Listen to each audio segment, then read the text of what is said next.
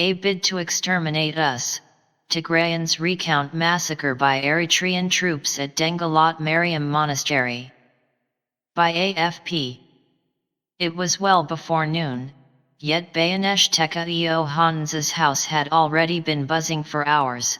More than 30 guests were singing, praying and sharing plates of shiro stew and lentils in honor of a major Orthodox Christian holiday. The atmosphere on that November day was so lively that no one noticed the Eritrean troops approaching on foot down the winding dirt road into Dengalat, a village in northern Ethiopia's Tigray region, until it was too late. Wearing military uniforms and speaking in an Eritrean dialect of the Tigrinya language, the soldiers forced all the guests inside, yanked out the men and boys and marched them to a sun-scorched patch of earth down the hill. Bayanesh heard the first gunshots as she fled in the opposite direction to safety, and immediately feared the worst for her male loved ones down below, her husband, 2 adult sons and 2 nephews. When she emerged from hiding 3 days later, Bayanesh discovered all 5 had perished in the massacre. The soldiers had tied their hands with belts and ropes and shot them in the head. "I'd rather die than have lived to see this," Bayanesh told AFP, tears rolling down her face as she described how the annual festival of St. Mary turned into a bloodbath. Local church officials say 164 civilians were killed in Dengalat, with most of the deaths occurring on November 30th. 1 day after the festival. That makes it one of the worst known atrocities in the ongoing conflict in Tigray. Prime Minister Abiy Ahmed's government has tightly restricted humanitarian and media access to the region, and for nearly 3 months Dengalat residents despaired of sharing their story with the world. AFP reached Dengalat last week, interviewing survivors and viewing mass graves that now dot the village, a collection of stone houses surrounded by Tigray's signature steep rock escarpments. Human rights groups fear that instead of an extreme example of the violence in Tigray, what happened in Dengalat could turn out to be disturbingly typical. There are so many spots of violence and massacres in Tigray. The full scale is yet to be known, said Fisaya Tekel, Ethiopia researcher for Amnesty International. That's why we are asking for an unled investigation. The details of the atrocities need to come out, and accountability should follow. So far only Addis Ababa has said it is probing alleged crimes in the region. No mistaking Eritreans. Abiy, who won the Nobel Peace Prize in 2019, announced military operations in Tigray 4 weeks before the festival, saying they came in response to attacks by Tigray's longtime ruling party on federal army camps. The powerful Tigray People's Liberation Front, TPLF, dominated Ethiopian politics for decades, and tensions had soared with Abiy after he took office in 2018 and was accused of sidelining the party. As the war drags on and reports of atrocities mount, soldiers from neighboring Eritrea, widely reported to be backing up Ethiopian troops, are often fingered as culprits. Addis Ababa and Asmara deny Eritrea's military is present in Tigray at all. Last week Amnesty published a report detailing how Eritrean troops systematically killed hundreds of unarmed civilians in the Tigrayan city of Aksum, also in November 2020. Tigrayans in both places have said there was no mistaking the nationality of the perpetrators. In addition to their accents, they cited facial scars specific to Eritrea's Ben Amir ethnic group. Denggalat survivor Tumrit Kedanu, 66, told AFP he was walking to his maize fields the morning the Eritreans arrived, and was shot in the right thigh. Unable to move, he lay on the ground and listened as the soldiers mowed down other men, including his recently married 26-year-old son. 2 decades ago, when the TPLF dominated the central government, Eritrea and Ethiopia fought a brutal border war that left tens of thousands dead. Many Tigrayans, including Tumrit, see Eritrean soldiers' present-day conduct as a form of revenge. This kind of crime is to exterminate us, to humiliate us, Tumrit said from his hospital bed in the regional capital Mekelle, where he is unable to sit up without the aid of a rope. Church under fire. As Eritrean soldiers fired on men in the center of Denggalat, hundreds of other civilians cowered in terror in a centuries-old Orthodox church up in the mountains.